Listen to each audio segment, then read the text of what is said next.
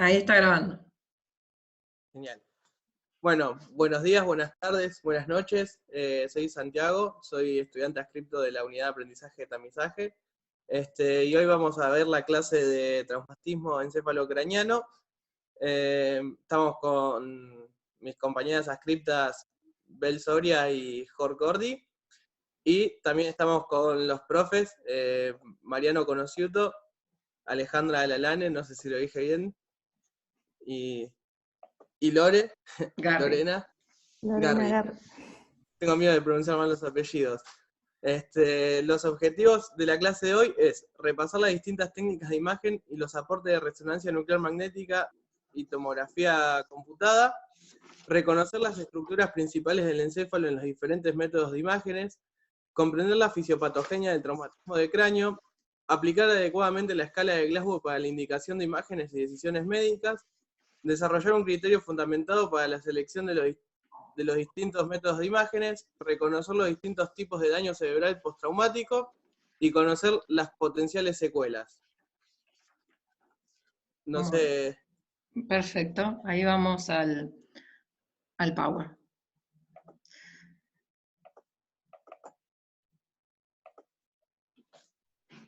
Bueno, vamos a empezar ahora con un repaso de las estructuras, como dijimos, anatómicas, que ya algo vieron en ARTI y esperamos acá que los chicos compartan el aprendizaje del año pasado. Bueno, podemos hablar un poquito de las meningias. Las meningias son membranas de tejido conectivo. Tenemos tres meningias, la más externa, que es la dura madre, que es la que está adherida al hueso o al tejido óseo. Después tenemos la del medio, que es la aracnoide, y la más interna, que es la que está en contacto con el parénquima cerebral, es la pía madre. Por ahí en anatomía, o en ARTI, nosotros vemos que la más externa, la dura madre, también se le llama paquimeningia, y la dura madre junto con la aracnoide junto con la pía madre se le llama leptomeningia. Bueno, las meningias tienen una gran función en cuanto a la protección de, como vamos a ver hoy, de los traumatismos. Le dan una protección al encéfalo, además de darle un medio de adhesión. Bueno, por ahí es importante recordar que la dura madre hace unos repliegues, un repliegue lo hace hacia la parte anterior o frontal, que me va a formar la hoz del cerebro, que se va a meter en la estructura o entre los dos hemisferios y me va a separar el encéfalo en hemisferio derecho e izquierdo. Después se va a dirigir hacia atrás y va a hacer un repliegue también, que es la hoz del cerebelo, que también me va a separar el cerebelo en dos hemisferios, derecho e izquierdo. Y también hay forma la tienda del cerebelo, que separa el cerebelo del cerebro. También lo van a encontrar como el tentorio, es otra nomenclatura que se le da, y es importante porque me va a separar una fosa subtentorial por debajo y supratentorial por arriba. Todos estos reparos anatómicos son importantes porque después es lo que nosotros vamos a ver en las imágenes, ¿no? Tanto en la tomografía como en la resonancia. No sé si algo más. No, perfecto. Capaz la pía madre, recuerden que dobla entre los surcos y las cisuras, a diferencia del aracnoide, que eso después capaz en las imágenes a veces es lo que nos va a distinguir para ver las formas de las hemorragias, ¿sí? Después hasta ahí, perfecto. No sé si alguien quiere decir algo más. No, por ahí, Ale, si te parece que cuando se produce un traumatismo o una separación, que después lo vamos a ver más adelante, cuando se separa la dura madre de la parte ósea, va a quedar un espacio que es lo que se va a llamar subdural, y cuando, o epidural, perdón, y cuando se separa de la aracnodia y la pía madre, y la dura madre, es de lo que se llama el espacio subdural. Bien, después lo vamos a repasar en otras imágenes, pero sí, o sea, la importancia de saber esta anatomía es la que nos va a permitir poder entender los tipos de sangrados que se suceden en un TEC, ¿no? Entonces, eso es lo importante de saber la anatomía, poder entender el TEC sabiendo anatomía. Seguimos, no sé si acá querían comentar algo. No, por ahí es ver la dura madre, y la dura madre es importante porque le va a dar paso a la formación de los senos venosos. Principalmente el más importante acá es el seno longitudinal superior, que es donde va a drenar la mayor parte, bueno, de la sangre venosa, y cuando se hace la reabsorción del líquido cefalorraquídeo. Perfecto, ven ahí todas las venas drenando en el seno, lo que está diciendo Jor, y esto es como un preparado de anatomía, que está sostenido por las pinzas levantando la dura madre. Exacto. Bueno, acá también podemos observar hacia arriba el seno longitudinal superior. Podemos ver los lóbulos cerebrales, sí, frontal, perdonale, porque te estoy mirando la flechita, frontal, sí, temporal y más posteriores, exacto, el occipital. Después podemos ver el cuerpo calloso, el cerebelo. Claro, acá esto es lo que vos explicabas, que por arriba de la tienda está el cerebro y por abajo el cerebelo, del tentorio. Después en el centro podemos ver el cuerpo calloso, que son fibras de sustancia blanca, son compuestas por axones. Bueno, el cuerpo calloso tiene un pico, una rodilla, un cuerpo y un esplenio. Es esa parte posterior. Uh-huh. Se puede ver las cavidades ventriculares, esos son los ventrículos laterales. Los ventrículos laterales también tienen una parte anterior frontal, un cuerpo, una parte posterior, que va hacia el occipital, que se llama parte posterior o asta posterior, y acá no se ve, pero tiene un asta temporal. Ahí está. Acá estaría como por acá. Exacto. En la virtualidad. Y acá estos dibujitos rojitos son los plexos coroides, que los vamos a ver adentro, y en los adultos generalmente calcificados. Estos son los que se encargan de la producción del líquido cefalorraquídeo, ¿verdad? Perfecto. Después, los ventrículos laterales se comunican por el orificio de Monro, que me va a permitir la circulación del líquido cefalorraquídeo hacia el tercer ventrículo. Exacto. Y bueno, este tercer ventrículo se va a continuar con el acueducto mesencefálico del acueducto de Silvio hacia el cuarto ventrículo.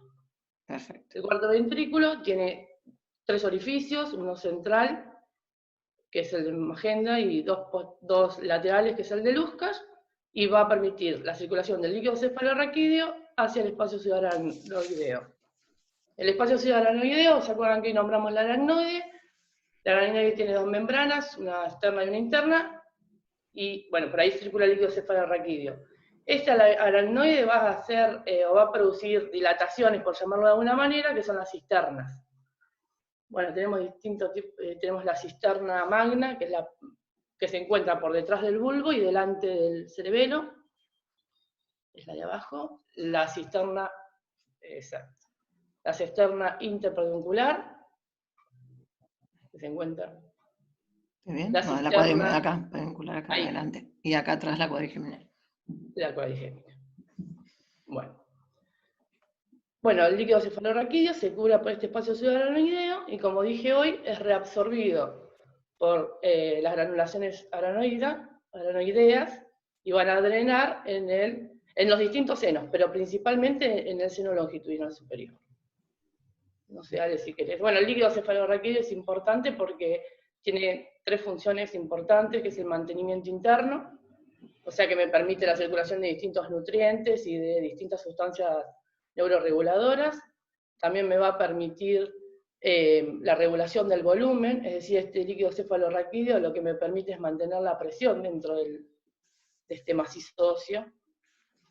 Y no sé si querés acotar algo más, Ale. Y no, que eso para los golpes es importante porque es un poco el que va a amortiguar los golpes y que los cambios de la PIC van a ser importantes por lo que vamos a ver. Bueno, en esta diapositiva vemos los núcleos de la base, de interno a externo. Estamos viendo primero el tercer ventrículo, que al lado tenemos los tálamos. Después se encuentra la cápsula interna, por donde discurren distintas vías. Después tenemos más chiquitito el globo pálido interno, el globo pálido externo, el putamen, después la cápsula externa, después el claustro, después la cápsula extrema, y vemos ahí la cisura de Silvio, que entonces nos damos cuenta que estamos viendo la ínsula de Rey. También está por encima el núcleo caudado, y por debajo vamos a observar la sustancia nigra y el núcleo subtalámico de Lewis. Esto es importante porque los cuerpos, los núcleos de la base articulan programas motores. Por ejemplo, en el Parkinson va a haber una disminución del movimiento, y esto tiene que ver con las vías directa e indirecta que vieron seguramente en ARTI. Después, también observamos ahí la rodilla del cuerpo calloso, que la está marcando ahí. Ujú. Y en la siguiente diapositiva ¿El se sagital? ve, sí, el corte sagital, se ve perfectamente el cuerpo calloso, como ya mencionó George, el pico, la rodilla, el cuerpo, el esplenio, y el cuerpo calloso son fibras comisurales. Esto quiere decir que une los dos hemisferios izquierdo y derecho, y tiene unas fibras que van para hacia adelante, que se llama forceps minor, que une el lóbulo frontal izquierdo con el derecho. Después tengo el forceps major, que une el occipital izquierdo con el derecho. Y después las que son transversales unen el parietal izquierdo con el parietal derecho.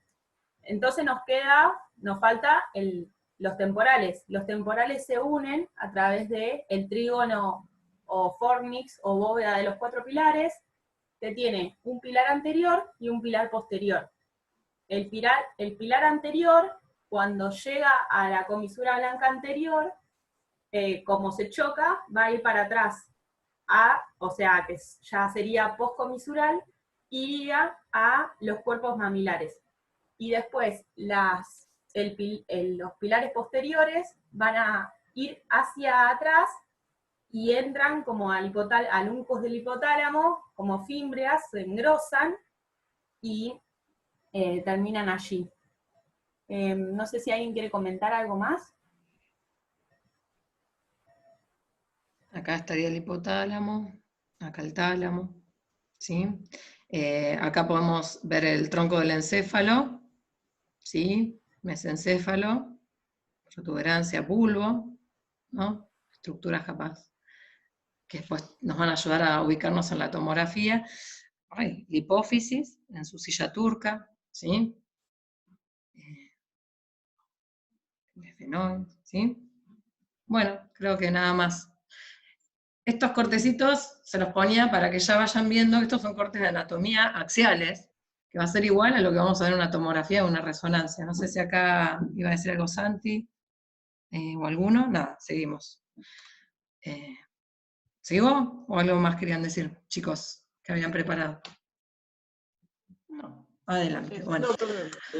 Acá estamos aplicando lo que los chicos recién nos repasaron de la anatomía a una, ¿qué estudio es este? Tomografía. ¿Cómo me doy cuenta que es una tomografía?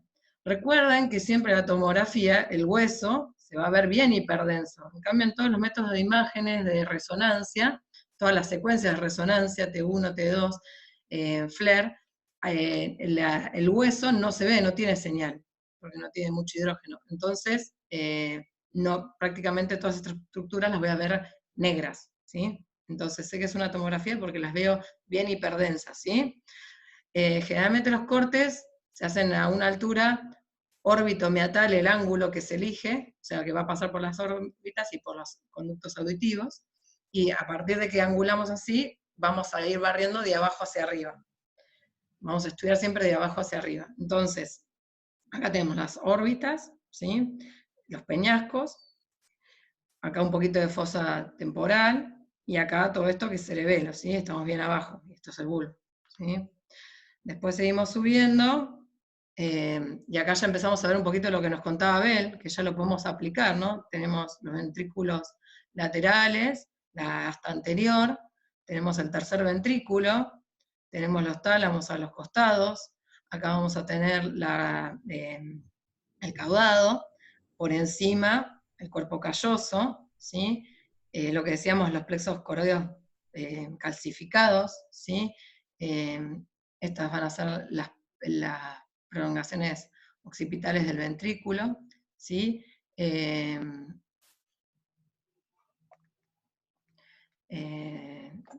¿Qué más?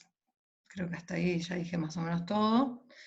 Acá tenemos la cisura de Silvio, ¿sí? No Por sé ahí qué, eso, o sea, Ale, sí. aclarar la importancia de que en estas tomografías que están, digamos bien, podemos observar la presencia de las cisuras y de los surcos en las zonas, Frontales. digamos, sí, frontales. Eso es importante. Para el momento de que cuando veamos una patológica por alguna hematoma o hemorragia, vamos a ver que por ahí estos surcos o estas cisuras no van a estar. Así que está bueno ver esto para después poder aplicarlo a lo que es patológico. Perfecto, y aparte también a veces dependiendo de la calidad de imagen, en estas se distingue, en otras no tanto, pero bueno, vamos a poder diferenciar la sustancia gris de la blanca, ¿no? Que se ven como en distinto tono. Lo que decía Santi, que vamos a tener líquido cefalorraquídeo que se ve negro, hipodenso, que va a estar separando esos surcos, que va a determinar los ventrículos. Entonces yo tengo que buscar que los ventrículos estén negros, que no haya nada adentro. Puede estar solo los plexos coroideos calcificados, pero no debería haber nada más. Y en todos estos surcos y cisuras que se van entrando, digamos, que estén limpios, ¿no?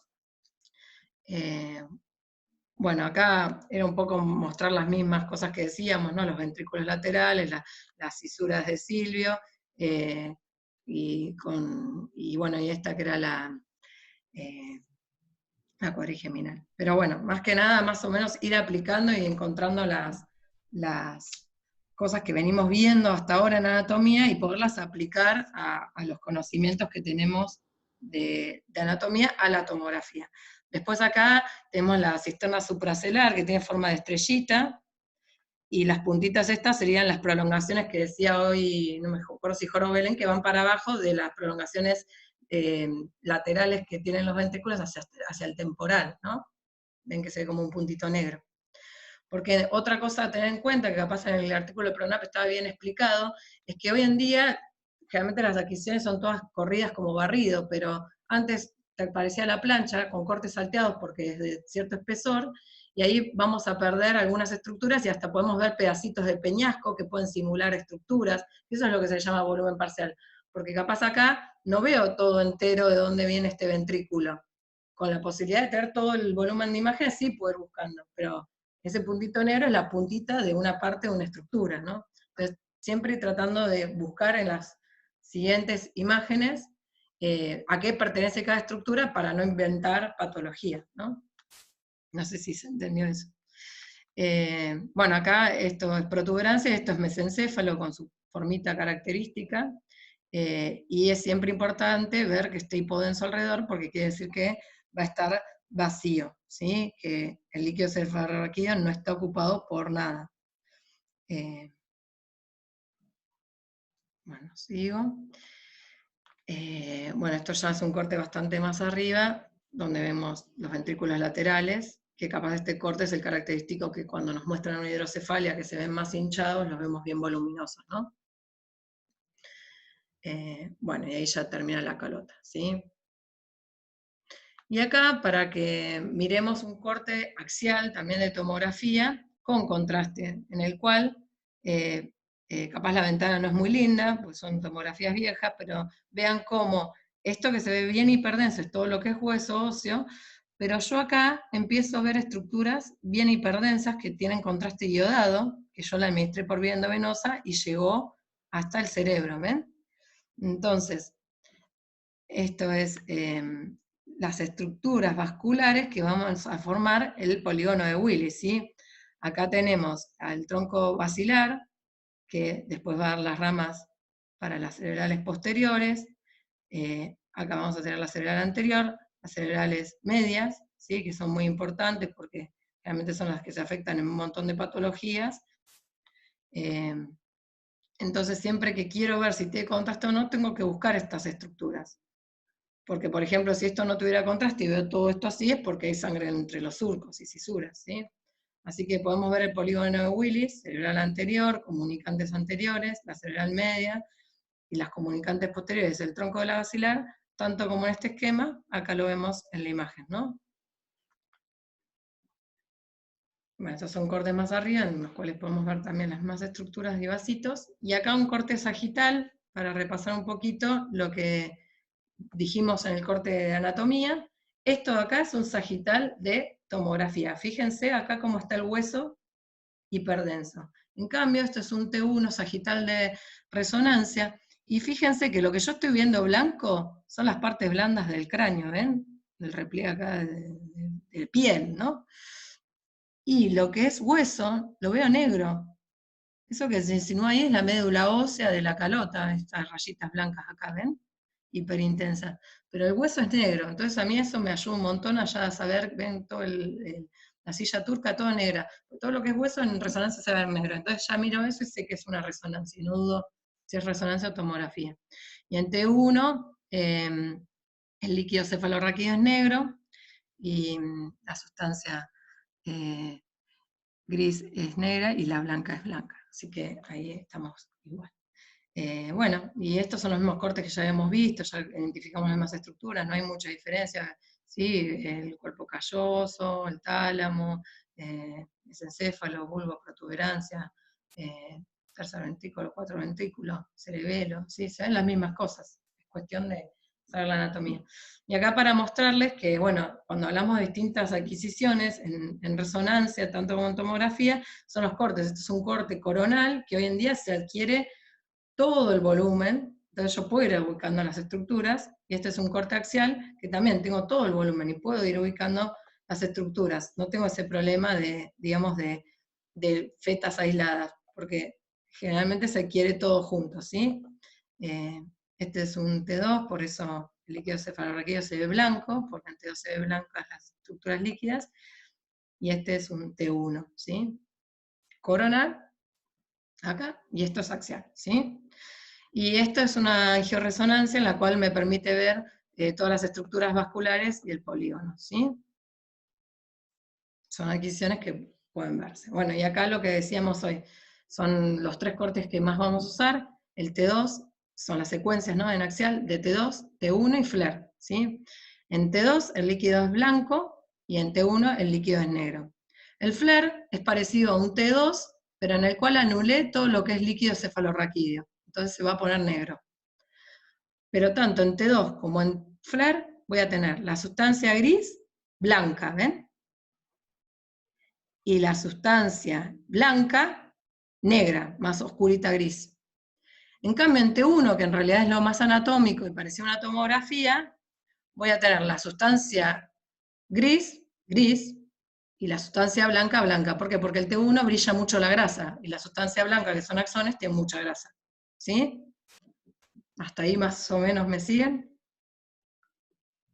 Entonces, lo que quiero que les quede claro, que sacando el líquido cefalorraquídeo, el T2 y el FLAIR van a ser iguales.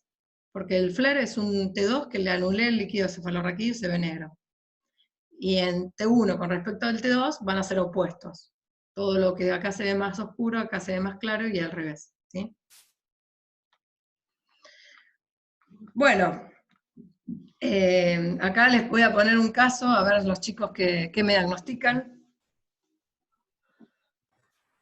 Trauma del cráneo. Sí, ¿no? Sí, Parece un objeto cortopunzante ahí. incrustación de objeto no identificado en el parénquima cerebral. A ver, acá los tenemos a los chicos dilucidando la imagen. Bueno, vamos de lleno ahora a TEC. Marianito, no sé si seguís ahí, si te dormiste. Acá estoy escuchándolos atentamente. ¿Cómo saben estos chicos, viste? Sí, es un placer estar aquí compartiendo con ellos. Bueno, por ahí para hacer un pequeño entre, y yo quiero que los ascriptes también participen en lo que deseen, pero esto por ahí hacerlo un poquito corto, algunas menciones. Esto es importantísimo en términos de entender por qué estamos acá, por qué estamos mirando estas imágenes, y realmente en la población que compete o que comprende la edad que va desde los 1 y los 44 años, y esto sale, por esta introducción que vimos en la guía, y que principalmente hacía referencia a el último censo que se hizo acá, o el último estudio, perdón, que fue en 2011, además de que en Estados Unidos es la principal causa de muerte y discapacidad, acá también. Principalmente entre el año de vida y los 44 años, cosa que posteriormente empiezan a pesar en mayor medida todo lo que tiene que ver la muerte derivada de causas cardiovasculares y oncológicas, actualmente arriba de los 45 años, y es lo que vamos a ver en la segunda mitad del año, con lo que tiene que ver con las estrategias de prevención secundaria, principalmente para el diagnóstico precoz y tratamiento oportuno de tanto de los factores de riesgo cardiovascular como también de las enfermedades oncológicas. Hay una cierta inclinación de 2 o 3 veces más frecuente en hombres, y esto está asociado principalmente a accidentes de tránsito. Yo creo que los escritos han tenido en su momento una semana de integración en relación a eso. No sé si quieren aportar algo, alguna experiencia que han tenido en aquel momento. Sí, por ahí esto que aclarabas vos, Mariano, profe, de que es una de las causas que mayor discapacidad produce, sobre todo en la edad entre 5 y 35 años, es una de las primeras causas de muerte, los siniestros viales, y es una temática muy, muy importante. Todo el tiempo hay accidentes hay siniestros viales, accidentes ya no se utiliza, porque siempre se pueden prevenir los siniestros.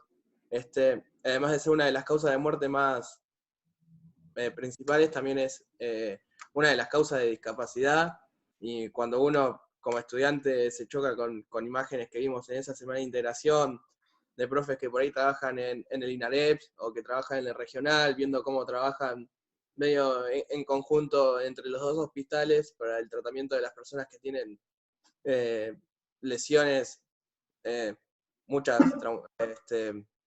digamos, cerebrales, ver qué lentas que son las recuperaciones, qué costosas, ¿no?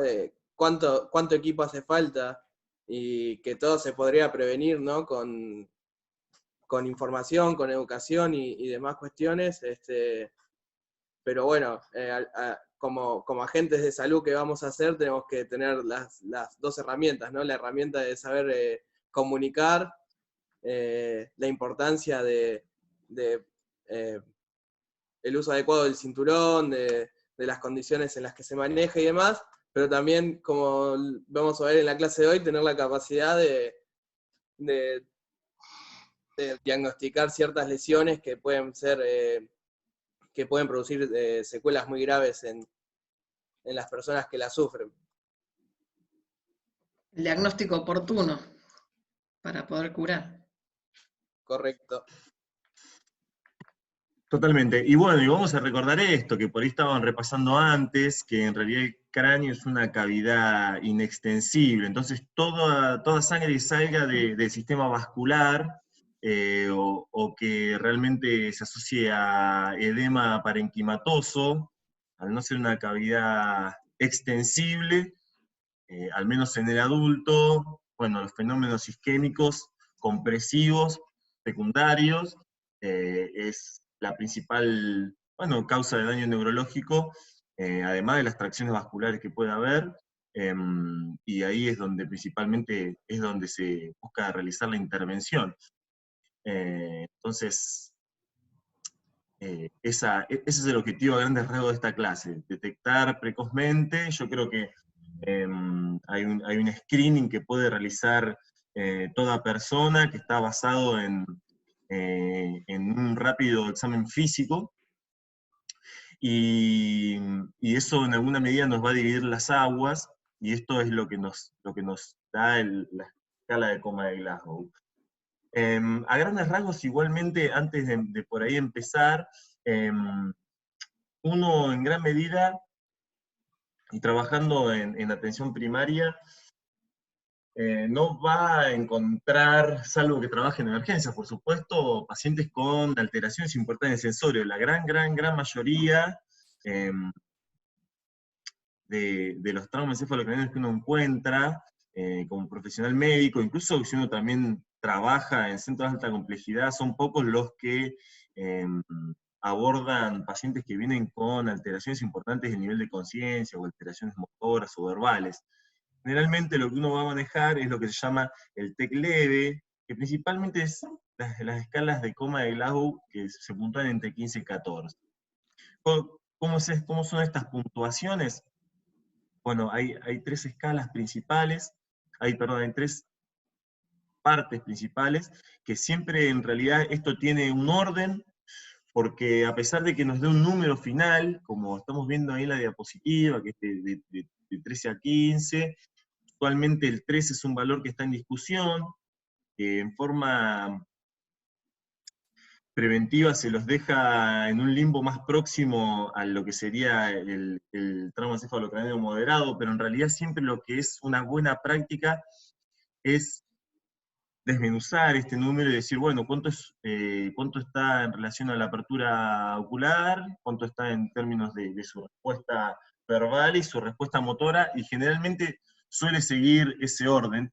No es el caso aquí que estamos mostrando en la diapositiva, pero suele ser respuesta ocular, respuesta verbal y respuesta motora en forma estandarizada, y si no, escribirlo, ¿no? Ocular, si tiene una respuesta espontánea al llamado principalmente, se le pide que abra los ojos. Eso se puntuaría con la puntuación más alta. A partir de ahí se van... A ver, primero puntuación, apertura ocular espontánea, 4 puntos. Luego la apertura del llamado, y si no hay apertura del llamado, se procede a generar algún estímulo doloroso. Lo más habitual es que, habiendo superado las etapas anteriores y teniéndolo esto bien claro, se suele, es una práctica, generar presión sobre el lecho ungueal. En el artículo que nosotros les ofrecimos, hace referencia de que es una buena práctica no hacerlo directamente sobre el lecho, sino a ambos lados del dedo, como para no generar mucha injuria. Esa sería la obtención de 2 puntos en la escala ocular, y la ausencia de respuesta, es decir, la ausencia de apertura ocular, ante el dolor ya nos daría la puntuación más baja. En cuanto a la respuesta verbal, creo que esto han visto algo ya a esta altura de ARTI. Se llama, que uno esté orientado en persona, tiempo y espacio. Generalmente en persona es que nos diga, que generalmente es lo que más recuerda, que solamente se pregunta su nombre, y también se puede preguntar dónde está, esto principalmente haciendo referencia al espacio, ¿no? Que nos diga que está en una institución, o que está en un ambiente de determinadas características, que tenga la capacidad de escribirlo. Y si está en la ruta, en la casa. Total, ¿dónde se encuentra? Y después, haciendo referencia a lo que es tiempo, generalmente con lo que tiene que ver, cuando uno pregunta el año o el mes, realmente que lo responda bien ya sería suficiente, y no tanto hacer tal vez hincapié en el día o el día de la semana, que a veces incluso nosotros no lo sabemos. Desorientada siempre. Total. Y eso en cuanto a la respuesta verbal. Si alguno de las tres determinaciones en persona, tiempo y espacio no responde bien, consideraríamos que la persona está desorientada, sería el puntaje siguiente en la escala. Posteriormente, si dice palabras inconexas pero comprensibles, estaríamos en el nivel siguiente, y por último, si emite gemidos o demás, estaríamos haciéndole 2 puntos en lo que tiene que ver con la respuesta verbal. Y si no hay respuesta, por supuesto, la puntuación más baja.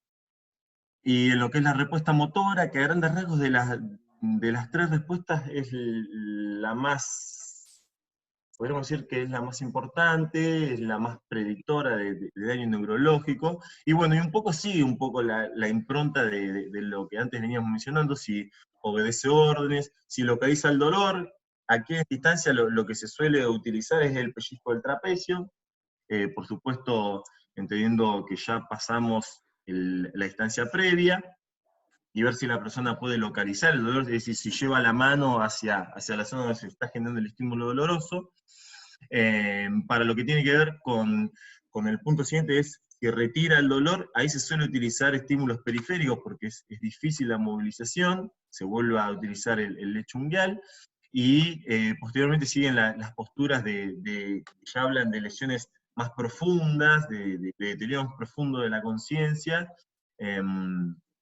con las posturas de decorticación, que es cuando, bueno, hay lesiones principalmente extensas de la neocorteza, son posturas con extensión de miembros inferiores y flexión de miembros superiores, y las posturas tanto del miembro superior e inferior en franca extensión, habla de que en esta instancia se llama, bueno, nada, la postura de descerebración, donde ya estamos obrando principalmente en instancias reflejas que tienen que ver con el cerebro más primitivo o el cerebro medio.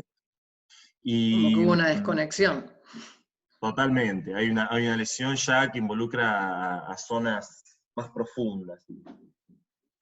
Y por supuesto eso está relacionado, y una de las bibliografías accesorias o complementarias, la posibilidad de tener, bueno, la muerte asociada al trauma y la posibilidad de tener secuelas. A medida que se profundiza el Glasgow, mayor es la posibilidad de muerte y la posibilidad de tener secuelas. Esto es a grandes rasgos. Igualmente, me parecería importante, creo que ahora es la diapositiva siguiente, que esto está extraído de una de las bibliografías de CERAM, que es la Sociedad Española de Radiología. Sí. Pero también está en otro artículo que vimos, y que también está como bibliografía obligatoria, de TECLEVE, recordando que en el estudio que comentaba antes, prácticamente el 95% de los casos que vamos a ver en lo que tiene que ver con la atención médica, el traumatismo encefalocraniano, son leves, por lo tanto, ese es el espectro que vamos a tener que diferenciar, a ver qué pacientes le vamos a tener que realizar un estudio de imágenes, y a cuál solamente, tal vez con observarlo unas 6 horas, vamos a estar en condiciones de que después vamos a poder enviarlo a su domicilio con una cierta tranquilidad. Por supuesto siempre es adecuado y es una buena práctica decirle, bueno, que en las 24 horas siguientes esté acompañado de un familiar en forma continua, y darle pautas de alarma, por supuesto que si no responde al llamado, o si tiene algún movimiento involuntario y demás, que por ahí son cosas que vamos a mencionar ahora. Porque acá estaría el meollo, ¿no? Porque a los que están muy mal, obviamente, es un politrauma, va derecho a llegar al hospital y a hacer una tomografía de cuerpo casi entero para ver si tuvo alguna lesión. Pero el meollo son estos, porque acá es donde tenemos que no hacer, digamos, un daño y irradiar a un paciente que no necesita radiación para hacer una tomografía que no nos iba a aportar nada, ¿no? Acá es donde tenemos que ser buenos médicos. El otro no lo duda nadie, que hay que hacer una tomografía. Totalmente, totalmente. Bueno, y esto, a grandes rasgos, existen factores que son factores de riesgo, que por ejemplo podría ser la edad mayor de 65 años, o que sea un paciente que está anticoagulado, o que sea un trauma de alta energía, o que la persona haya salido despedido del auto, o que sea un peatón o un ciclista que sea atropellado por un auto, o que haya caído de cierta altura. Son factores de riesgo, podríamos decir, y posteriormente todo lo que tiene que ver con la clínica, que la persona haya desarrollado una crisis comicial, una convulsión, que la convulsión clásicamente, el diagnóstico de una convulsión en interrogatorio es lo que es muy esclarecedor y nos sirve para la toma de decisiones clínicas. La persona que haya tenido principalmente se considera sacudida de miembros, pérdida de esfínteres, principalmente es el esfínter rectal, que se haya defecado, pero también puede ser que se haya orinado, y lo que se caracteriza la convulsión es que tiene un periodo posterior de posictal, o un periodo posictal donde la persona no recupera rápidamente la conciencia, como le pasa a una persona cuando generalmente le baja la presión y rápidamente uno se recuesta o eleva los pies en cuestión de Trendelenburg, rápidamente se recupera, ¿no? Esto queda, más de 5 minutos suelen quedar, 5 minutos suele ser el punto de corte, más de 5 minutos suelen quedar como con lentitud del pensamiento, le cuesta recuperar el habla y demás. Las personas clásicamente dicen que se le dan vuelta los ojos y demás, pero bueno, eso no entra clásicamente dentro de los criterios, pero bueno, está una desviación ocular. Por supuesto, en este caso también todo lo que tiene que ver con aquellos signos que se asocian a fractura de cráneo, lo que tiene que ver con ojos de mapache, el hemotímpano o el hematoma a nivel de la mastoides, son signos de fractura principalmente del peñasco, del segundo piso de la base de cráneo. Desde ya cualquier déficit neurológico, ¿no? Que no pueda mover a un miembro o demás. En la presencia de vómitos, por supuesto sabemos que forma parte del síndrome que comprende la hipertensión no craneal, junto con la cefalea, posteriormente. Hay algunos que toman también traumas por encima de la clavícula, que habría que ver bien, matizar un poco bien a qué hace referencia, no es habitual tenerlo en cuenta, pero bueno, acá hay otros más que mencionan, como puede ser tener una amnesia anterógrada. La amnesia anterógrada es aquella que desde el evento hacia adelante la persona tiene dificultades para recordar, y la amnesia retrógrada es todo lo que vivió antes del traumatismo. Justo en esta clasificación, bueno, solamente ponen la anterógrada, me parece, pero bueno, en la que nosotros le pasamos, que es lo que da la Asociación Americana de Emergencia y Trauma, está figura. Así que a grandes rasgos está bueno tener esto presente, y hemos utilizado algún ejercicio de esto en la guía, porque parecería ser que, como bien dijo Ale, en forma grosera uno rápidamente se da cuenta cuando una persona ha tenido un TEC moderado grave, es decir, que tenga escala de coma de Glasgow más deprimido, recordando que coma se utiliza cuando tiene 8 puntos o menos, que se tiene que ventilar, esa persona no tiene la capacidad de respirar espontáneamente o coordinar adecuadamente la respiración, por lo tanto el déficit neurológico obliga a la intubación neurotraqueal, tienen una escala de coma de 8 puntos o menos. Pero bueno, eso es fácilmente detectable, y se utiliza principalmente la escala de coma de Glasgow para tener un diálogo homogéneo entre los profesionales. Recordemos que la historia clínica es fundamental en esto, que queda sentado en algún lugar y que las personas en forma sincrónica puedan dialogar a través del papel entre los profesionales o la computadora en esa discusión. Y aparte por la activación de la cadena que se tiene que suceder ahí, porque en cerebro el tiempo es una cosa clave y que prima. Entonces no podés estar, la idea es que rápidamente el que hace el registro llama a la ambulancia le dice el número, entonces cuando ya llega esa ambulancia tiene preparado un equipo y un tiempo para llegar al hospital, para hacer la tomografía, para hacer la cirugía. O sea, y ahí prima el tiempo, entonces por eso también se hacen estas escalas.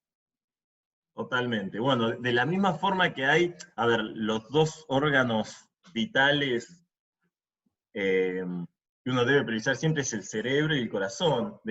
Para ambos hay protocolos, ya sea tanto para el infarto o el miocardio como para la isquemia secundaria al trauma, o la isquemia secundaria a eventos no traumáticos, como puede ser el ACV isquémico, pueden, como también, bueno, el hemorrágico, pero bueno, que no dependen de trauma. Ambos tienen protocolos para actuar lo antes posible cuando arriban tanto desde traslados o demás, una vez que llegan a una institución, hay protocolos para actuar en menos de tanto tiempo, y eso es para justamente revertir lo que las zonas que están isquémicas y que aún no están muertas, que aún no están necróticas. Que es lo que, bueno, en el ACV se llama zona de penumbra. A ver, Ale, continuemos, a ver qué cosas más Bien. tenemos adelante. No, ahí ya empezamos un poquito de las ventajas de cada uno, ahí volvíamos con la indicación, que eso no me di cuenta, pero bueno, ya empezamos con los tipos de daño y por qué un método y otro. Así que si querés arranco un poquito, no sé si quieres decir algo más de la clínica en general. No, Creo que venimos no, bien. es, Después sí, en la clase sí, lo sí. charlaremos con los casos y lo iremos desambrando en la clase virtual. Bueno, tomografía. ¿Por qué? Porque es el método de elección.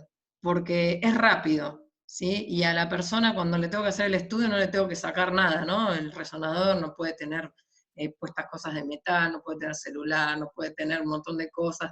Es un método que, si, como decía Mariano, está intubado, está con un aparatito para tener un registro de la frecuencia cardíaca, un montón de cosas, yo entro con la misma camilla, lo monto al tomógrafo y no tengo que hacer nada. En cambio, en resonancia, la mayoría de esos aparatos no son adaptables al resonador, entonces tengo que conectarlo por otro método o por unos cables que están hacia afuera del resonador, porque se romperían, ¿no?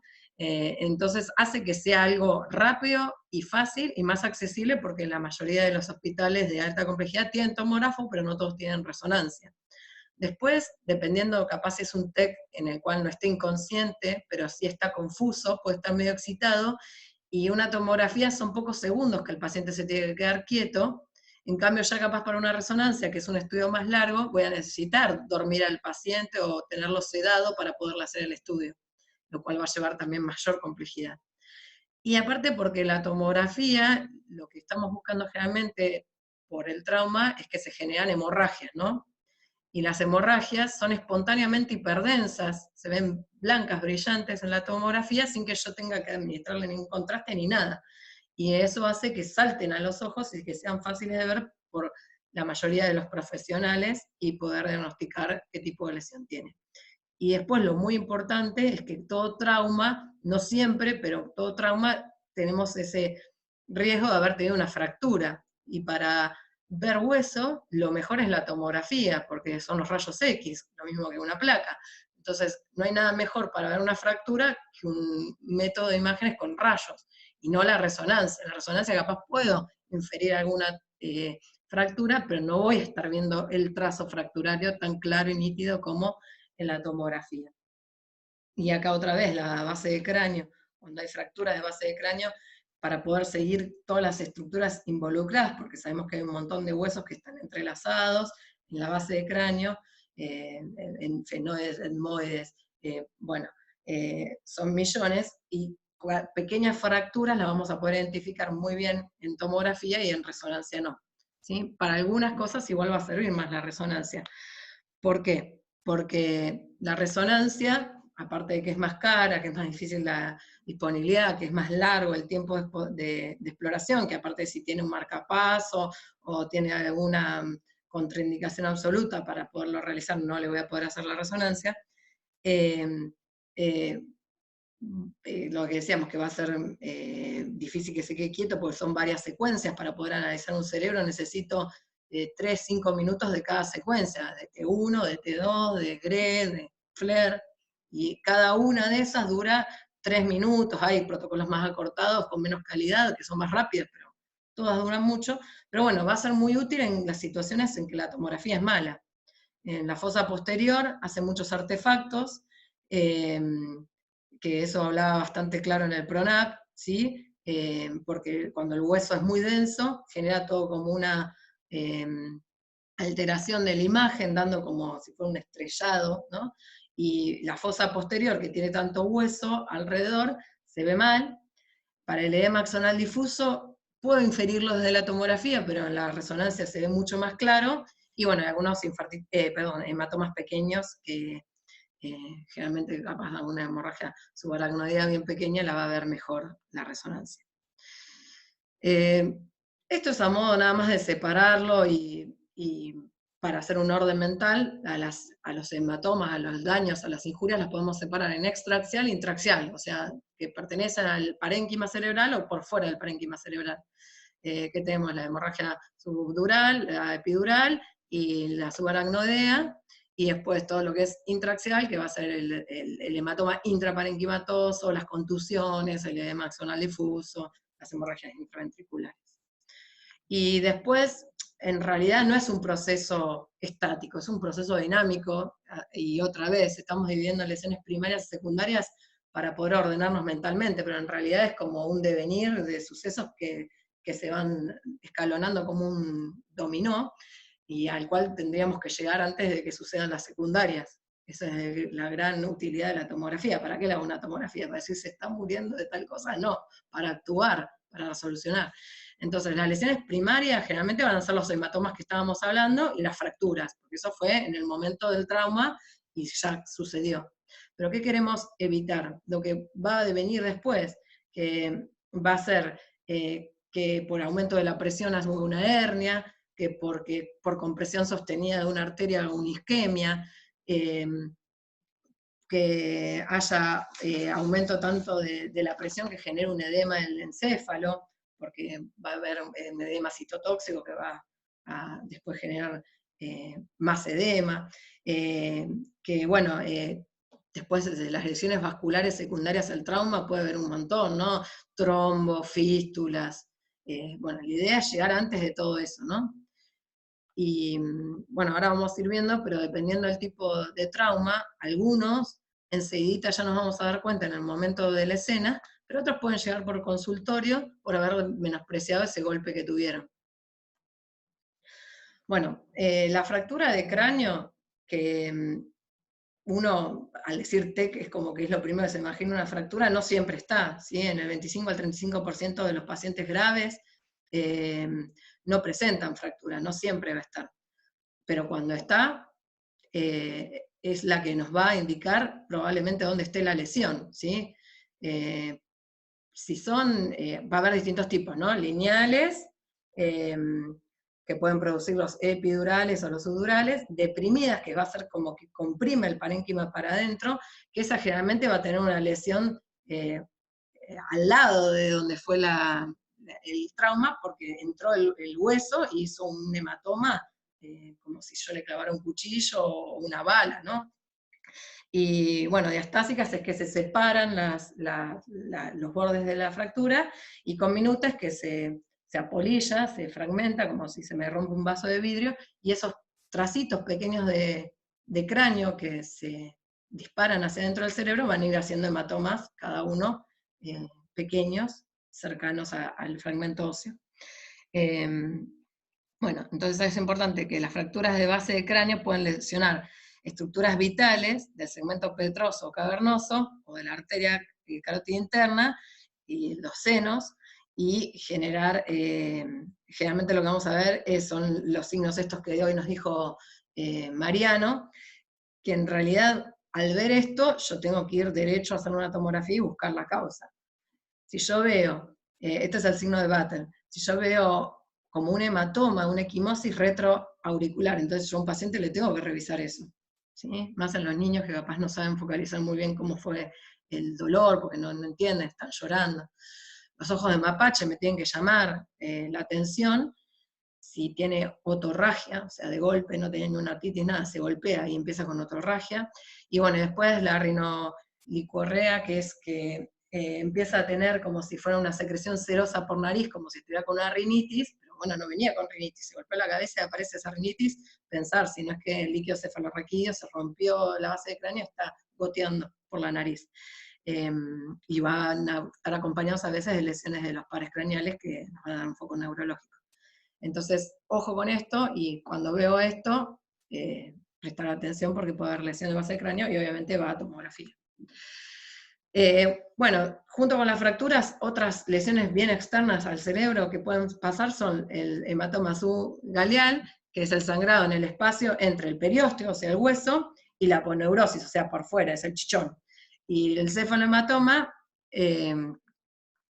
están contenidos por el periósteo y no pueden cruzar las suturas, es también subperióstico, ¿sí? Es como dentro del hueso. Acá hay una fractura deprimida que la estamos viendo en ventana ósea, este es el peñasco, ven la fractura como pierde la continuidad y se va para adentro, hay un poquito de burbujitas de aire que se ven bien hipodensas, casi sin señal, negras, ¿ven?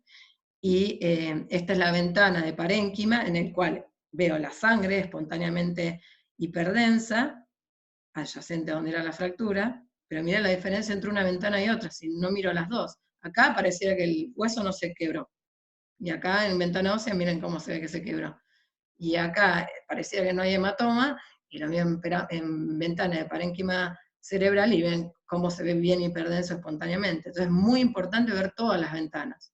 Si no vi todas las ventanas, no vi el estudio. Y acá es el cefalohematoma de partes blandas con hemorragia, y también enfisema, ahí sería lo que hablábamos hoy, que las burbujitas de aire están por fuera, no en el cerebro, ¿sí? Esta ya está adentro, está en el cerebro, ¿sí? Bueno, acá volviendo a lo que hoy nos explicaba Jor, para poder ubicarnos en los hematomas que ahora vamos a ver, que son los clásicos de ver en el TEC, saber la ubicación de las meninges es lo que nos va a ayudar a saber dónde estamos, ¿no? Tenemos las intracerebrales, que es en el parénquima cerebral. La subaracnoidea, que va a estar en el espacio de las subaracnoides, que dijimos que era entre la pía madre y la aracnoide, ¿sí? Después, estas se van a caracterizar, y esto es lo que se tienen que acordar, y con esto van a ser los casos de la guía, que tiene forma de semiluna. Semiluna. Perdón, la subaracnoidea no, quise decir el subdural, me equivoqué. Perdón. Pensé que estaban tres y están todos. La subaracnoidea, perdón, es entre la pía madre y el subaracnoidea, y se mete entre las cisuras. Es la que yo voy a ver que se mete entre las cisuras. El subdural, perdón, es entre la aracnoide de la dura madre, que es el que tiene forma de semiluna, como una luna en semiluna, cuando vemos en el espacio lunar, ¿no? Después, la luna llena, redonda, o algunos dicen con forma de limón, va a ser el epidural, que es entre la dura madre y la aracnoide, que ese es redondo. Entonces, acá no se ve mucho en la forma de esta imagen, pero después lo van a ver. Uno es cóncavo y el otro es convexo. Bueno, para darle un poco para que vean lo frecuente que es, y aparte que los medios todo el tiempo están hablando de esto, y nosotros que vamos a ser médicos, ¿cómo no vamos a ver? Bueno, acá justo encontré estas noticias que no son de los más conocidos, pero dos participantes de un Gran Hermano español que tuvieron un accidente de tránsito. El diario explicaba, de la revista Hola, que habían tenido un epidural y fracturas faciales, y este jugador que le lanzaron en un partido de básquetbol una pelota fuertemente, que también tuvo un hematoma cerebral, y que fue operado para reducir el trauma de cerebro. En estos dos casos estamos viendo un trauma epidural. Ya van a ver que en los medios todo el tiempo aparece esto, y nosotros tenemos que ser médicos y saber. Entonces acá es importante que tengamos en cuenta algunos detalles. Dentro de los hematomas, el epidural es un hematoma extradural, ¿sí? La colección de sangre va a ser biconvexa o lenticular, ¿sí? Es el que es redondo, en forma de limón. Generalmente, en el 90%, se asocia a una fractura de hueso temporal que va a lastimar la arteria meningia media. Puede ser por un seno venoso, pero lo más común es que se lastimó la arteria meningia media, empieza a babear sangre de forma pulsátil, porque es una arteria, y eso va haciendo que ese hematoma vaya creciendo, ¿no? En los niños pueden haber fracturas porque el hueso no es rígido y es más blando, y eso hace que sea capaz, sin fractura, un hematoma epidural. Pueden ser unilaterales, que es lo más común, y temporoparietales, ¿sí? Y lo más común de complicación son las hernias, porque como esto va creciendo, aumenta la presión intracraneana, porque el cráneo no se extiende y hace una hernia. Acá tenemos un corte axial de cerebro, en el cual vemos los ventrículos, ¿sí? Como por el hematoma espontáneamente hiperdenso, que se encuentra del lado derecho del cerebro, empuja y desvía la línea media hacia la izquierda, ¿sí? Y fíjense lo que decíamos, es convexo, ¿sí? Es hacia afuera. acá está el cefalomatoma, este es uno que está en cerebelo, y fíjense, también es convexo hacia afuera, ¿sí? Tiene forma de limón o de luna llena, ¿sí? Acá, para recordar, que siempre sepan que en todos los cortes que damos de imágenes, por convención, acá dice right, la derecha es como un preparado anatómico, va a estar a la izquierda del médico, pero a la derecha del paciente, es como si tuviéramos al paciente enfrente o acostado en una camilla. El paciente, la tomografía siempre se la va a hacer acostado, cabeza para arriba. Entonces lo que está atrás siempre es lo occipital, todo lo que es posterior, y hacia adelante o arriba, todo lo que es anterior, ¿sí? Es como que lo vemos de pie, desde los pies. Claro, estamos sentados como cuando vos tenés al paciente en la camilla acostado y vos estás sentado al lado, o parado al lado revisándolo. Lo tenés a tu derecha al paciente y boca arriba en posición anatómica. Y lo vemos desde los pies, como dice Belén. Bueno, no sé si, y bueno, esto no tiene contraste, esto es espontáneamente hiperdenso. Fíjense estos cortes que son más bajos, como acá se ve todo el artificio del peñasco, ¿ven? Y acá, bueno, como justo está el hematoma, no se ve mucho los de fosa posterior. Bueno, ahí marcando lo mismo y la forma redondeada que tiene el epidural, que es entre la dura madre y la subaracnoides. Y esto es una urgencia neuroquirúrgica, porque ese hematoma va a ir creciendo. A veces se detiene el crecimiento y no da mucha clínica, pero si sigue creciendo, va a empeorar bastante. Entonces, ¿qué pasa con esto? Acá empieza el juego y el rol importantísimo de la supervisión de los pacientes, lo que nos contaba Mariano. Porque, ¿qué pueden tener? Un intervalo lúcido. Yo lo reviso al paciente porque llegó rápido a la guardia y estaba bárbaro. Capaz goteó un poco la arteria, frenó, pero capaz después empieza a gotear más y hace un hematoma que era chiquito, enorme. Entonces, ojo con menospreciar un cuadro, porque cuando lo veo al paciente tiene un Glasgow muy alto, porque si el impacto fue muy fuerte, lo que le está faltando es tiempo para que el hematoma crezca y me traiga las complicaciones. Y bueno, la mayoría de los hematomas que tienen distintas densidades, o sea, no como ese que era homogéneamente hiperdenso, nos van a hablar de que capaz sangró un poco, frenó y siguió sangrando. Entonces, nos habla de que es un hematoma en crecimiento, ¿sí? Entonces, ojo, cuando a veces uno le discute la indicación a un neurocirujano de repetir un estudio. Está bien que la radiación es importante, pero si clínicamente yo sospecho que puede haber crecido el doble y que antes no desplazaba la línea media y hoy la desplaza, es importantísimo repetir el estudio para saberlo, porque quizás la indicación inicial era que no era quirúrgico y en 2 horas se hizo quirúrgico.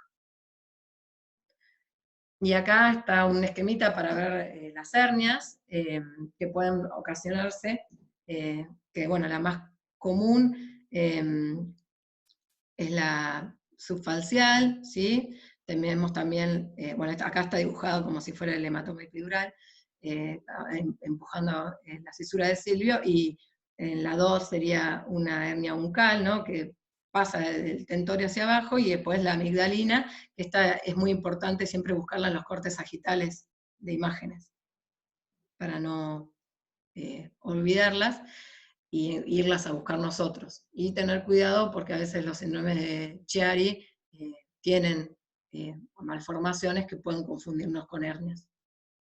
No sé si hasta ahí me siguen, si quieren acotar algo, Mariano.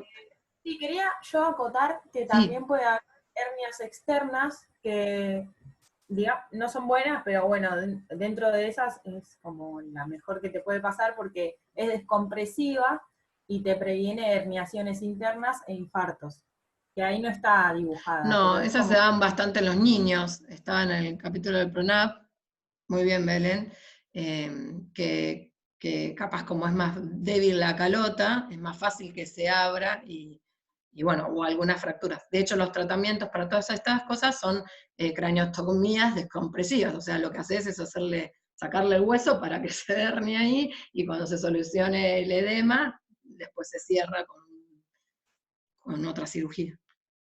Sí, por ahí Ale, también aclarar un poquito que esto de que decía Mariano hoy, de que el cráneo en el adulto, en este caso al ser ya en los niños más de escolares y demás, al ser una cavidad inextensible, ¿no? Los volúmenes intracraneales se van a dividir entre el parénquima, la sangre y el líquido cefalorraquídeo, y que van a tener mecanismos de complacencia, o sea, para evitar el aumento de la presión intracraneana, ¿no? O sea, hay una doctrina que es la de Monroe-McKelly que habla de esto, y que siempre se va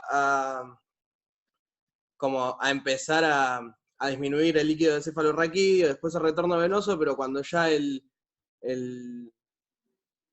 digamos, los volúmenes no encuentran más salidas para disminuir la presión, empieza a producirse estas herniaciones. De hecho, hay una curva que muestra que tiene una parte que al principio es casi plana, que es una curva de alta complacencia, que sería la fase 1, la fase 2 ya es una fase donde empieza a verse intervenido, digamos, la irrigación sanguínea y el retorno venoso, y por último, la fase 3, que es cuando se produce la herniación. Esto es importante, seguro lo van a ver en ARTI, pero aclararlo para entender un poco también cómo se producen estas herniaciones, que es lo que provoca el efecto masa, digamos. Perfecto. Bueno, y esto es más de lo mismo. Lo que nos tiene que quedar es que es hiperdensa espontáneamente, que es biconvexa, que es como la voy a ver en la tomografía, que genera mucho efecto de masa, que hay que mirar siempre la ventana ósea para documentar si hay fractura de cráneo, que hay que ayudarse de la ventana de partes blandas para ver dónde está el cefalohematoma, el chichón, porque es lo que nos va a orientar dónde fue el golpe. Y bueno, en resonancia también se puede ver en T1 ISO hiper intensa, y en T2 se va a ver y en FLAIR hiperintensa. El T2 es como más hiperintenso que en el T1, como vamos a ver la hemorragia, ¿sí? Y bueno, y el efecto de masa que provoca, que a veces capaz, si está costando ver la lesión porque por algún motivo, podemos ver los signos secundarios de compresión de ventrículo, desplazamiento de la línea, y vamos ahí después buscando con otras ventanas a encontrar el hematoma si no lo vimos. Bueno, acá un poquito lo mismo, para que vean siempre lo que tengo que evaluar, que el cerebro sea simétrico. Entonces acá estoy viendo la simetría, ¿no? Porque ven que en esta ventana capaz se confunde un poquito con el hueso, el hematoma, pero bueno, está acá, ¿no? El hematoma epidural. Pero ya, sin mirar el hematoma, yo miro los ventrículos y sé que algo del lado izquierdo está pasando, porque este ventrículo, miren lo finito que está, y este está normal, ¿sí? Este puntito blanco acá no es nada, no tiene nada que ver con esto, es una calcificación del plexo coroideo, ¿sí? Bueno, acá la línea media lo que se hace es trazar una línea perfecta, y vemos cómo la línea media de la hoz se está desplazando. Si yo hiciera una recta, creo que lo hice, ¿no? Ahí está. Ven, si trazo una recta, veo como la línea media de la hoz se está siendo empujada hacia la izquierda por este epidural derecho. A veces pueden hasta calcificar los epidurales, porque, bueno, a veces se empieza a organizar el coágulo y calcifica. Después, acá, bueno, para mostrar lo que era un cefalohematoma, acá el neumoencéfalo, y acá también un neumoencéfalo frontal, y acá tenemos el enfisema subcutáneo del golpe, ¿no? Porque el aire, tanto como está acá adentro, está acá afuera, ¿sí? Es del mismo golpe. No sé si Marian iba a decir hoy algo que iba a aportar desde la clínica, que te cortamos. Ah, justo se desconectó. Bueno, seguimos, después capaz nos... ¿Puedo decir algo? O Lore, no sé si querías decir algo de la clínica. Sí. Es importante que veamos las asimetrías que hay y también las densidades. Y la sangre puede atravesar distintas densidades de acuerdo al tiempo de evolución de esa sangre. Si es una hemorragia aguda, va a ser bien hiper densa en tomografía, y después si es subaguda va a ser isodensa, y si es muy crónica ya de varia data, va a ser hipodensa. Claro, generalmente en el epidural es raro que nos pase eso. Puede pasar, pero es más raro, porque generalmente son consultas que llegan rápido a la guardia, y es raro que aparezcan mucho después el paciente. Generalmente aparece en el momento agudo. Pero bueno, vieron que en medicina 2 más 2 nunca es 4. No sé si quieres decir algo, Marian, desde la clínica del Sí, por ahí, epidural. no, quería hacer referencia a esto que decía, que traía Abel, que hay una de los artículos que está dentro de la bibliografía obligatoria que habla de una sistemática para evaluar un estudio de imagen, y tiene que ver, nada, evaluar distintos componentes, 3 componentes, que se suele ofrecer un orden, en primera instancia evaluar los componentes intracraneales, parenquimatosos, podríamos decir, que se separan en intra y extraaxiales, posteriormente los óseos y por último partes blandas en términos de importancia, ¿no?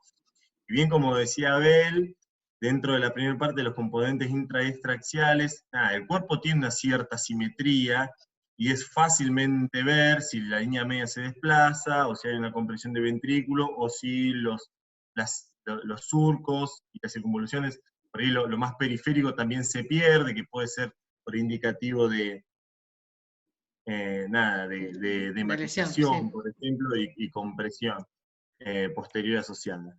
Y después las densidades, bien que ya decía, y la tomografía en realidad tiene la principal característica, y esto por ahí vos lo podés reforzar, es la capacidad de detectar lesiones espontáneamente hiperdensas, es decir, la capacidad de detectar sangre.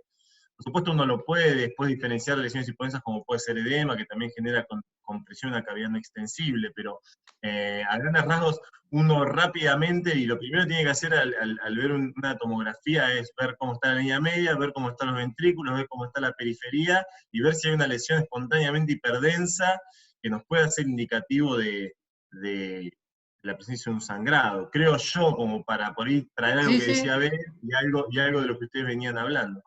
perfecto.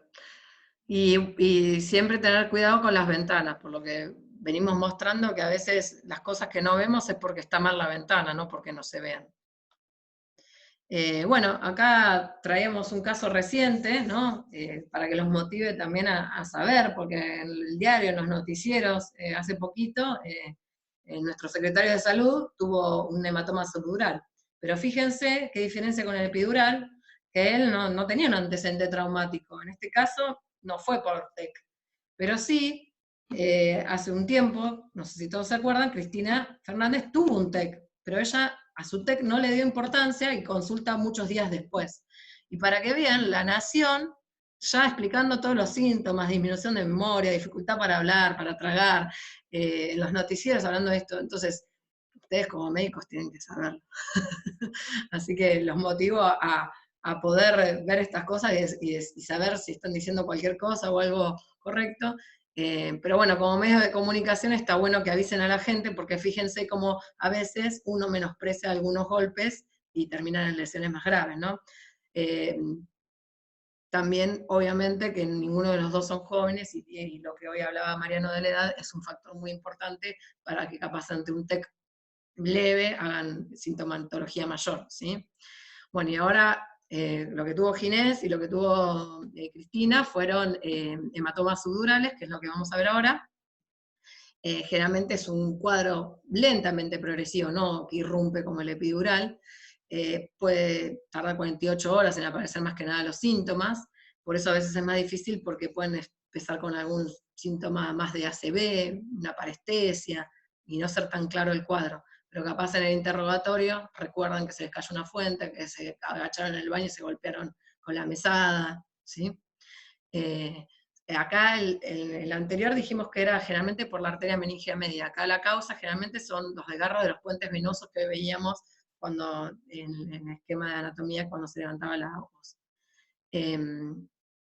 Bueno, van a estar en la capa entre la aracnoidea y la dura madre, ¿sí? Y son los vasos comunicantes, bueno, eso ya lo dije. Tiene forma de semiluna, y hay otras causas que no son traumáticas que pueden ser por ruptura de aneurismas o ameloides, hay otras causas. Y acá, si me funciona el enlace, era como para mostrarles capaz una imagencita en todos los planos, pero no sé si va a funcionar. ¿Puedo agregar algo? El Sí, 85% suele ser unilateral. Y cuando vemos un hematoma subdural bilateral, tenemos que sospechar que puede ser por maltrato también. Claro, más en niños, pero bueno, en adultos también. Bueno, no me lo deja cargar. Bueno, acá vemos, muy buen aporte, Belén, un corte axial de tomografía, acá otro de tomografía y uno de resonancia, ¿sí? En resonancia esto es un T1, fíjense lo que yo hoy les decía, acá como vemos el hueso hiperdenso, y acá en resonancia el hueso del cráneo se ve sin señal, y eso blanco que veo en el medio es la médula ósea del hueso, ¿sí? Entonces eso me hace fácilmente darme cuenta cuál es cada método. En T1 es el corte más anatómico y es parecido a la tomografía, ¿no? Bueno, acá tenemos el primer caso, un hematoma subdural en forma de semiluna, cóncavo hacia el centro, hacia el parénquima, espontáneamente hiperdenso, que me está generando un efecto de masa, desplazando el ventrículo lateral. Este es un ejemplo de un izquierdo, pero fíjense qué diferencia hay entre este y este, que Bel hoy ya nos nombraba. Que este es bastante hiperdenso, y este ya es casi isodenso. Y acá capaz no lo veo tanto. Más veo al parénquima comprimido, a la pérdida de surcos, que hoy nos decía Santiago. Fíjense acá cómo están bien claros los surcos y acá cómo se perdieron. Y ahí lo infiero. Este sería un subagudo, ya pasaron unos días. Y a la resonancia es muy claro, tiene un cambio capaz de señal porque la hemoglobina va precipitando y hay como el detritus. Se dice como un nivel de hematocrito, pero fíjense que la resonancia a veces cuando hay dudas, porque estos son chiquitos, es bien clara para verlos.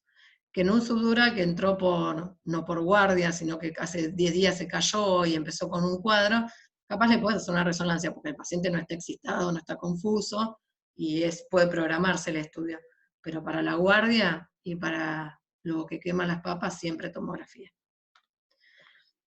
Bueno, hasta ahí creo mostraba lo mismo, el desplazamiento, lo mismo, desplazamiento de un hematoma subdural derecho, del ventrículo izquierdo más pequeño, fíjense este que es bien chiquito, derecho, como borra acá los surcos, y miren esto es capaz de más viejo y tiene más atrofia cortical y se ven más. También la atrofia cortical va a ser algo que va a hacer que estén más alejados esos puentes venosos, y que sea más fácil que ante un golpe se corten y se lastimen. Por eso son más comunes en la gente mayor, y aparte porque también se patinan más con las chancletas, ¿no? Tienen más accidentes los ancianos.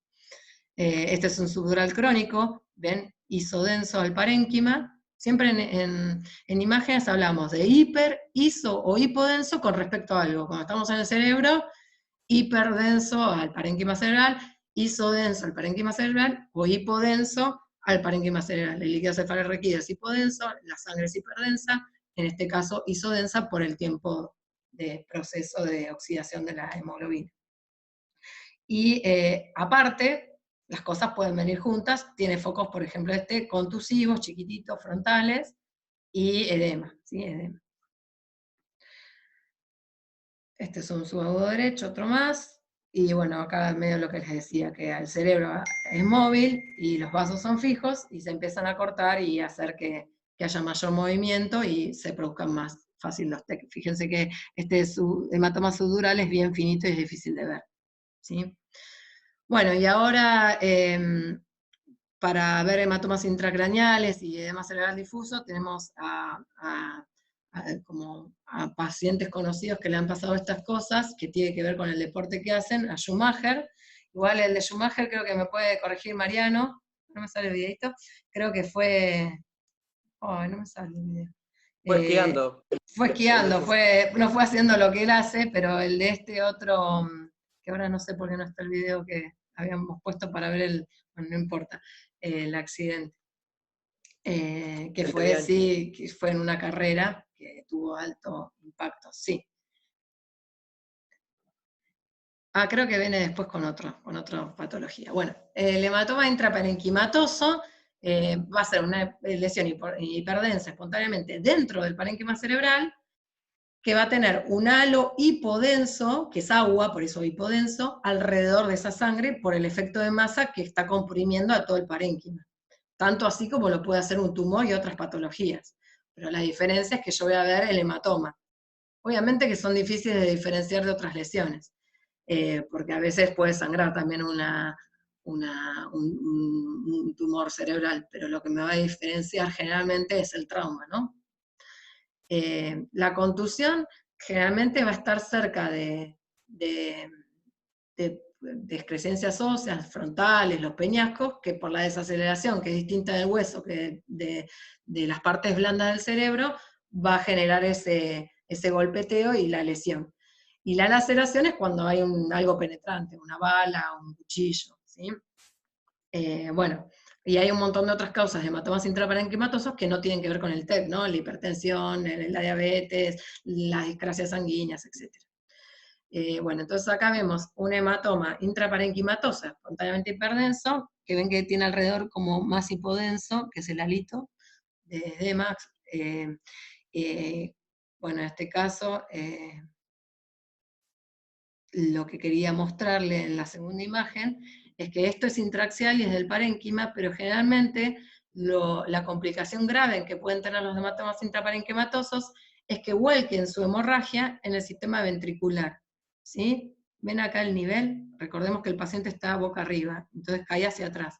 Y este nivel de sangre se le llama volcado intraventricular, y habla de que es una gran complicación y que va a empeorar mucho el cuadro del paciente y que es más grave. ¿Por qué? Porque puede taparse el sistema de drenaje del líquido cefalorraquídeo y hacer una hidrocefalia compresiva, ¿sí?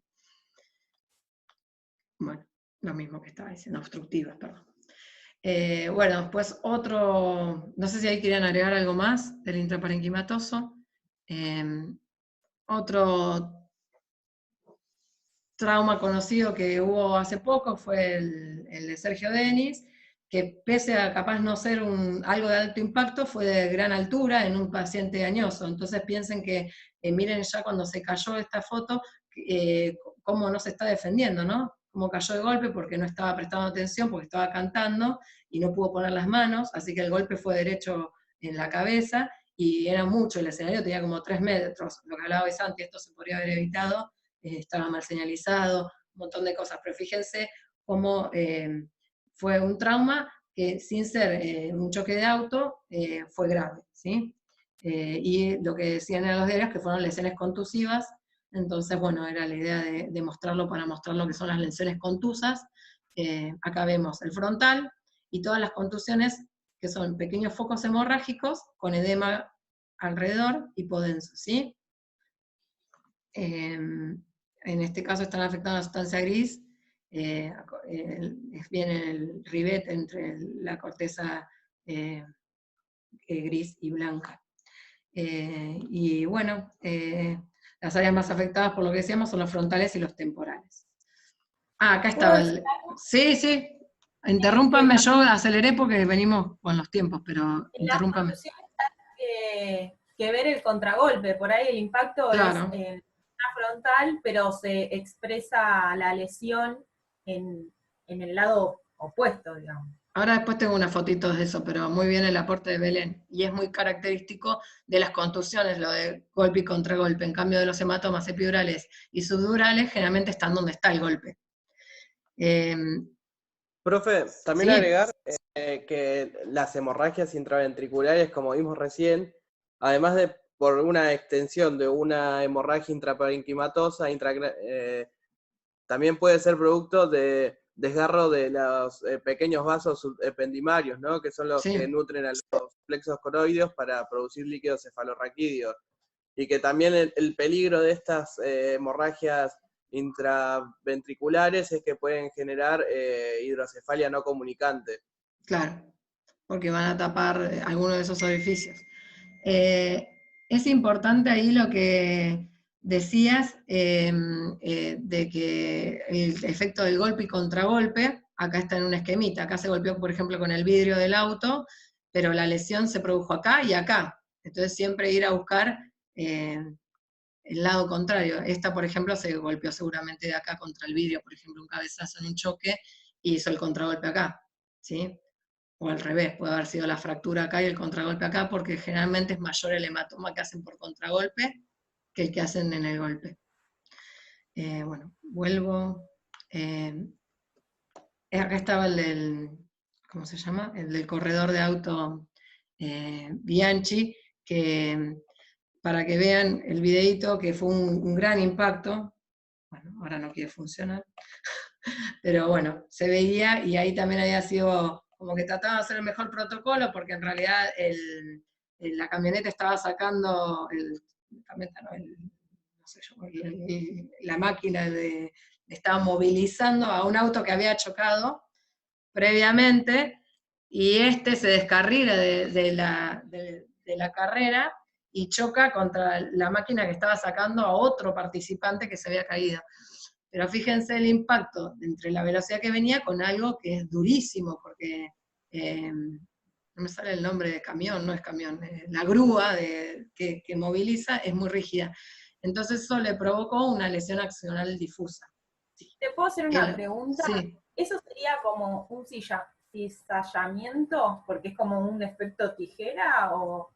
Cizallamiento le llaman al movimiento que sufren las distintas estructuras dentro del cerebro porque cada órgano se desacelera a distintas velocidades dependiendo del peso específico que tiene. El líquido no desacelera a la misma velocidad que el hueso ni el parenquima cerebral. Y cizallamiento le llaman a ese movimiento chiquitito que hace cada estructura en sí misma, que te va a poder generar contusiones o un edema axonal difuso. Y lo traemos al edema axonal difuso porque es gravísimo, pero capaz de la tomografía no da tantos signos claros. Entonces, si uno es poco experto, mira la tomografía y dice, es normal, no veo sangrado. Y capaz va y mira con detenimiento esos puntitos hemorrágicos pequeños, hiperdensos, en la sustancia blanca o en el cuerpo calloso, y la falta de diferenciación córtico-medular. Y ahí sí le pido una resonancia, porque la resonancia es mucho más clara, y una secuencia que no usa mucho, y después la saqué, el GRE o la densidad protónica, ponen en negro la hemoglobina, y es mucho más fácil a veces de verla en estos métodos de imágenes. Pero bueno, obviamente que alguien avisado lo ve. Bueno, esto era un ejemplo de una bala que hizo laceración para que vean cómo se ve, toda la conminuta que rompe de la bala, y hace cada conminuta una lesión intraparenquimatosa aparte del trayecto de la bala de entrada y salida, ¿no? Y las reconstrucciones 3D que podemos ver bien las fracturas, ¿sí? Y esta es la ventana ósea en la cual se ve bien la fractura. Y el neumoencéfalo, que también lo tengo que ir a buscar arriba, por el decúbito.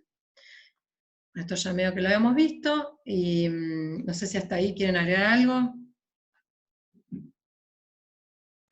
La reconstrucción en 3D se hace con la tomografía computarizada con detectores múltiples, ¿no? Ahí lo que podemos diferenciar es lo siguiente. Cualquier 16 pistas, 32 pistas y más, son muy fáciles de hacer las reconstrucciones porque generalmente adquieren un volumen.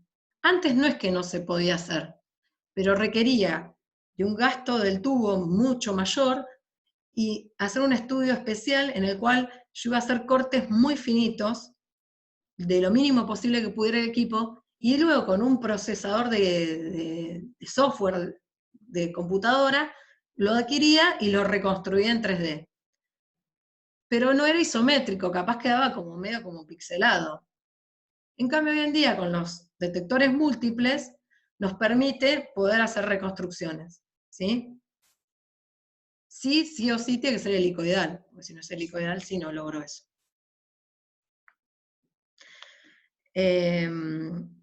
Y bueno, las lesiones secundarias eran las que iban a venir después, que eran un proceso continuo, que tengo que tratar de evitar, que iban a estar de la mano de la presión intracraneana, como explicaba muy bien Santi, que podían darnos hipoxia por lesiones de arterias también, tanto en las hernias, porque capaz cuando se hernia comprime alguna arteria, las infecciones que pueden venir de los traumas que van a ser abiertos, que obviamente pueden terminar en una meningitis, en un absceso, porque el estáfilo que estaba afuera, o la mugre del lugar donde tiene el trauma, puede entrar algún anaerobio, del barro, o sea que son muchas lesiones que uno tiene que ir buscando y tratando de evitar, por lo cual puede ser que un paciente necesite más de una tomografía, y no solo una en ingreso, ¿no? Y es acá donde tenemos que llegar antes de que tenga las complicaciones, ¿sí? Bueno, los signos de gravedad predicen el aumento de la PIC y la muerte inminente, ¿sí? Es importante siempre mirar la cisterna mesencefálica, es decir, alrededor del mesencéfalo, esa área hipodensa que tenía que rodearlo, que son todas las cisternas, porque si eso está blanco, es que se llenó de sangre. Y si se llenó de sangre, hay que correr, porque es un TEC de alta gravedad, como las hemorragias subaracnoideas, ¿sí? Y acá, esto que después en una actividad en la guía, tienen algunas lesiones secundarias para ver, tenemos una hidrocefalia poshemorrágica intraventricular, fíjense los ventrículos redondeados, como cambió la forma de las puntas de las prolongaciones de los ventrículos. Esto es una encefalomalacia, que sería después del hematoma, esa zona que capaz queda distinta, ya sin función, reabsorbida y empieza a ocupar líquido cefalorraquídeo. Un edema cerebral difuso con una pérdida ven acá que ya casi no se ve el ventrículo, que se van perdiendo la diferencia córtico-medular, la desviación de la línea media, y la hernia, acá vemos la subfalcial como pasa por debajo, ¿sí? Y bueno, acá para resumen, si alguno quiere refrescar este esquemita que está bueno, así no hablo tanto yo, de las 3-4 cosas más importantes de cada hematoma, Bel, ¿te animás? Sí, el hematoma subdural o hemorragia, hay algunos textos dicen hemorragia, otros hematomas. Tenés que tener en cuenta que tiene forma de semiluna, por eso está marcado así, y se ven siempre hiperdensas o depende de lo que ya dije antes, de la cronología. Si tiene más de una semana, 3 semanas subagudas, entre esas semanas. Si tiene más de 3 semanas, se va a ver hipodensa y va a ser crónica. Después, el hematoma epidural se ve de forma biconvexa, como el limón, y la hemorragia intraparenquimatosa está adentro del parénquima y también se va a ver hiperdensa porque estamos viendo sangre. No sé si alguno quiere decir algo más. Y está la subaracnoidea también. Sí, la subaracnoidea generalmente se van a ver como en los surcos, la hemorragia, ¿no? Y aparte la intraventricular, que también corresponde al sistema, pero bueno. Sí, esa se puede confundir tal vez con la falsa hemorragia. Yo había leído algo de la pseudo hemorragia subaracnoidea, falsa hemorragia, que en realidad es un edema cerebral difuso. Claro, porque a veces cuando, como que hay estructuras que las vas a ver más blancas, pero no porque estén con sangrado, sino porque las otras están muy densas, muy hipodensas, digo. Que es lo que pasaba capaz con el cerebelo blanco, todos esos signos. Son signos para que se corresponden a que en realidad el que está hematoso es el cerebro, y no que está afectado el cerebelo. ¿Sí? Bueno, igual lo que básicamente queremos que recuerden son estas cosas. ¿Qué forma tiene? ¿Qué vasos se afectan? ¿Dónde se encuentra el hematoma? Y cuáles tienen un intervalo lúcido, o cuáles son, cuáles son de rápida evolución, y cuáles son a veces más crónicos, y qué complicaciones pueden traer. Eso es lo que queremos que focalicen. ¿Sí? ¿Te puedo hacer una pregunta con respecto a fractura antes de pasar a pediatría? Sí, Bel. La fractura tiene signos indirectos, que son hematoma subcarial, que lo habíamos visto, el enfisema, el neumoencéfalo, y también hemorragia aguda en los senos paranasales. Esa hemorragia aguda en los senos paranasales, que es un signo indirecto, ¿es lo que va a causar el signo clínico de la rinorrea persistente, los ojos de mapache, el signo de Batres? De lo que dijiste está perfecto, menos la rinorrea. O sea, en todo caso podés llegar a tener sangrado, pero no rinorrea, porque cuando se llena de líquido cefalorraquídeo yo lo voy a ver transparente, porque ahí es que se quebró y cae el líquido cefalorraquídeo. Distinto es que salga el sangrado del hematoma, ¿se entiende? Ahí sí son los signos de Bates, la equimosis, todo eso sí es porque en realidad se empiezan a romper estructuras que sangran, que pueden estar relacionadas o no directamente con la patología que hubo intracraneal, ¿no? Que sea por el hematoma subdural, que por algún lado sangra, pero a veces son otras estructuras que también se rompen aparte, que hubo fractura de base de cráneo y juntan sangre. Ahí lo difícil es distinguir entre una sinusitis, pero la sinusitis no va a ser espontáneamente hiperdensa. Si una epistasis por causa de lesión de un vaso, que no tenga que ver con fractura de brazo de cráneo. Pero como generalmente son pacientes que no venían con sangrado de nariz y tuvieron un TEC, generalmente es un paciente que estaba normal y tiene un TEC, es más fácil el diagnóstico. Pero sí, todas las fracturas que se generan en la base de cráneo van a hacer que las celdillas frontales, etmoidales, de los senos paranasales se empiezan a romper y se llenan de sangre. No sé si respondí a la pregunta. Sí, está perfecto. Y después, bueno, recuerden que las suturas del cráneo son como en zigzag, y las fracturas son soluciones de continuidad que son lineales, entonces las vas a ver como en forma de líneas, las lineales, ¿no? No las Claro, conocer las suturas normales, ver que son dentadas, es tan grandioso que es comparativo, ¿no? Veo el cráneo y si de un lado está y del otro no está, y algo agregado y me llama la atención, y para cómo tengo un cefalomatoma me va a orientar a saber que es un trazo fracturario. Y después, última pregunta y no juego más. No, no me molesta. Las hemorragias secundarias, es decir, lesiones secundarias, ¿se observan hiperdensas cuando el paciente vaya después de un tiempo? ¿No? Sería si hubo resangrado. O sea, te pueden pasar dos cosas. Que un paciente, el hematoma, por ejemplo, subdural de Cristina, que se golpeó y en el momento lo consultó y consultó después. Capaz creció y le dio síntomas más tarde, lo cual no quiere decir que siguió sangrando.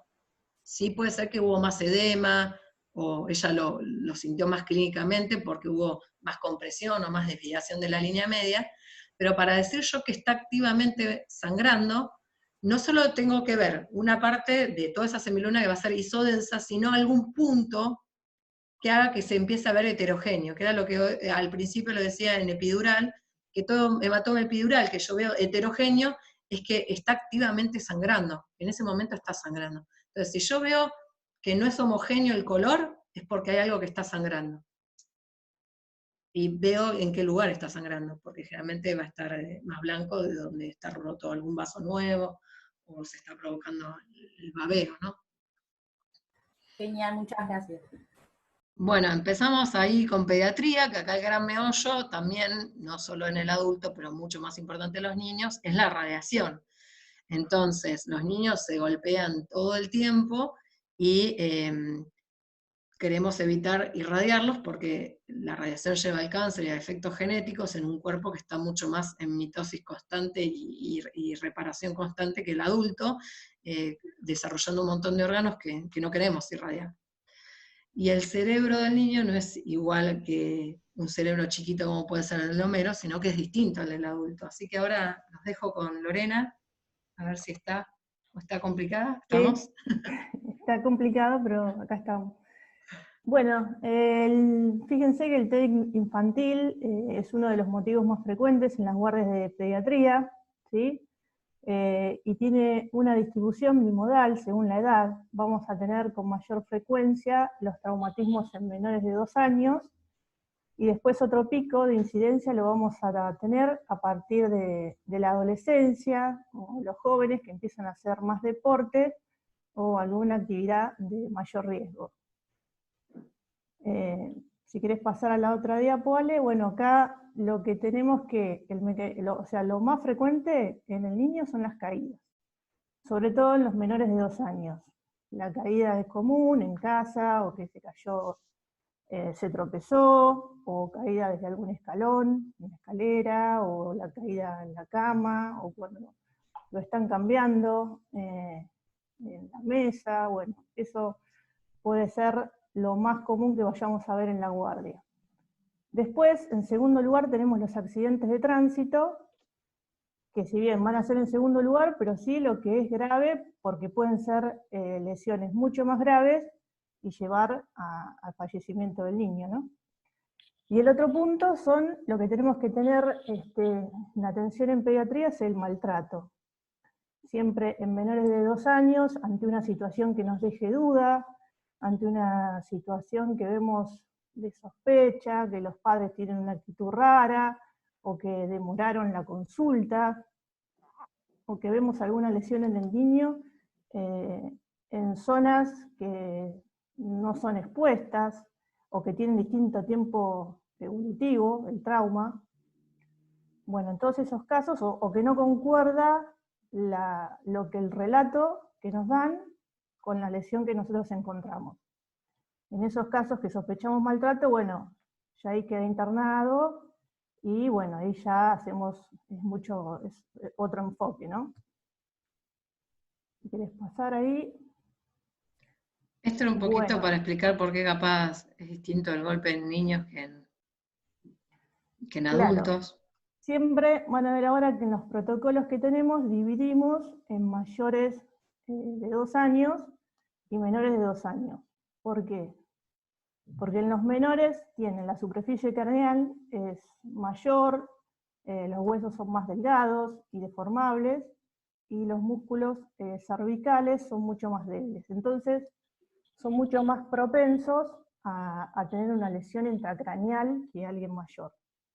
Y de hecho figura como un factor ya que tenemos que tener en cuenta, un factor de riesgo si es un traumatismo en un menor de 2 años. Y bueno, después tenemos también que puede ser por mecanismos de aceleración o desaceleración, ¿sí? Que pueden tener alguna lesión a nivel axonal difuso por tener mayor contenido de agua y menor de mielina. Bien, esto en lo que es el TEC, en la evaluación de un TEC, es lo mismo que en el adulto. Lo que vamos a hacer es el ABC primero, que sería la estabilización del paciente. ¿Sí? Bueno, ahí yo lo anoté como para tenerlo presente. Siempre el A sería la vía aérea y estabilización de la columna cervical, la B la parte de ventilación, la C circulación o lo que sería la perfusión, y recién ahí pasamos a la evaluación neurológica, y después el examen físico. En la evaluación neurológica, acá tenemos las escalas, ¿sí? Van a ver la escala de Glasgow, que ya la explicó Mariano, perfecto, ¿sí? Que sería para los mayores. Pero fíjense que del otro lado está la escala para los lactantes, que va a ser igual, lo único que nos va a cambiar es la parte verbal, porque bueno, no, si le vamos a preguntar algo no nos va a responder, entonces va a tener otras características, pero nada más. Después es exactamente igual en el momento de la estadificación, ¿sí? Bien. En relación a los estudios, lo que acá va a aparecer, ¿sí? Que no veíamos en los adultos, es la radiografía simple de cráneo. O sea, lo que vamos a ver en la radiografía simple, o lo que se puede ver, es detectar alguna fractura ósea, ¿sí? O sea, no vamos a ver ninguna lesión intracraneal, y de hecho podemos ver alguna fractura y que no observemos ningún daño cerebral. Entonces, en líneas generales no se aconseja o no está el pedido de las radiografías de forma sistemática. Sí vamos a tener en algunas situaciones especiales, en menores de 2 años, que las podemos pedir. Eso después en los algoritmos está, pero son situaciones muy puntuales que nos habilitarían a pedirlas, ¿sí? Pero capaz es importante explicarles que no van a encontrar nada los padres, ¿no? Que no sirve para evaluar el daño cerebral, para que no genere una falta de expectativa de que si le dio normal porque ahora le pedís una tomografía y capaz deterioró el sensorio, igual está indicada. Pero si la placa dio normal porque se la pedís, ¿no? Explicar bien. Exactamente, es así. Sí. Bien, acá lo que es tomografía, bueno, es lo mismo esto que en el adulto, es la mejor manera que tenemos para ver un TEC, ¿sí? Es exactamente igual. Tiene algunas, o sea, los puntos en contra o desfavorable que podemos encontrar, que no está disponible en todos los centros de guardia, que se requiere tener cierto conocimiento, cierta especialidad en poder visualizar las tomografías o tener algún especialista. Bueno, el costo es considerable, o sea, obviamente va a ser más costoso de una RX, y posee también efectos iatrogénicos. Acá lo que está, ¿no? Como que hace el ejemplo, que una tomografía, la radiación de una tomografía equivale a 150 radiografías de tórax, ¿sí? Y que la radiación esto es acumulable a lo largo de la vida. Y tener en cuenta esto, que se lo estamos solicitando a un niño, o un lactante. También en los niños podemos, en algunas situaciones habrá que recurrir a alguna sedación, ¿sí? Algunos chicos más inquietos, depende. Y bueno, por eso, digamos, la tomografía en el momento de pedir tenemos que estar, o tener, estar seguros, o tener alta sospecha de tener una lesión intracraneal, bueno, por esto que acabo de explicar, ¿sí? Si bien es el mejor método que tenemos para visualizar este tipo de lesión, pero bueno, también tenemos todas estas situaciones que hay que tenerlas en cuenta. Si quieres pasar la otra, Ale. Ay, no me pasa. Ahí está. Bien, acá tenemos las indicaciones, fíjense que está dividido, por el motivo que les decía, los menores de 2 años siempre son los de más riesgo, por eso se divide en menores de 2 años y mayores de 2 años. Fíjense en las indicaciones, en los mayores de 2 años es cualquier alteración que sea en la escala de Glasgow, a la exploración, a cualquier signo neurológico que encuentren, signos de fractura, que sea una fractura, una deprimida, o una lesión penetrante, o fractura de base de cráneo, que tenga una pérdida de conocimiento superior a 1 minuto, alguna convulsión, una amnesia postraumática, vómitos persistentes, cefalea persistente y irritabilidad. Fíjense que son bastante similares a las que nombrábamos en los adultos. Y en los menores se mantienen, ¿sí? Todo lo que acabo de nombrar, y lo que pone más es irritabilidad perdurable, más de 2 episodios de vómitos, y la fractura de cráneo. Bien, acá tenemos otros 2 estudios de imágenes que podemos observar. La resonancia, bueno, es lo mismo que veníamos diciendo hasta ahora, lo que tiene es que la limitación es que el tiempo es mayor, necesitamos más tiempo para realizarla, ¿sí? El costo es mayor y no en todos lados lo vamos a encontrar disponible, y para el episodio agudo no siempre es el mejor estudio como para pedir. Como ventaja, que no sometemos al paciente a una radiación ionizante y que es mejor para ver todo lo que es estudio de fosa posterior, lesiones medulares y la detención de un daño axonal difuso.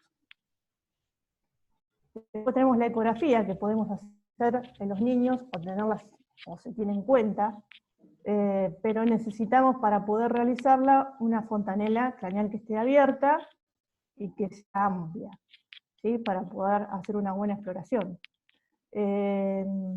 Tenemos acá, bueno, lo que tiene ventaja es que es una técnica que es inocua, o sea, no genera ningún daño, pero sí requiere de un personal, o sea, de alguien que esté bien experimentado y con mucha experiencia en realizarlo. Podemos observar lesiones, pero bueno, no es el método de elección.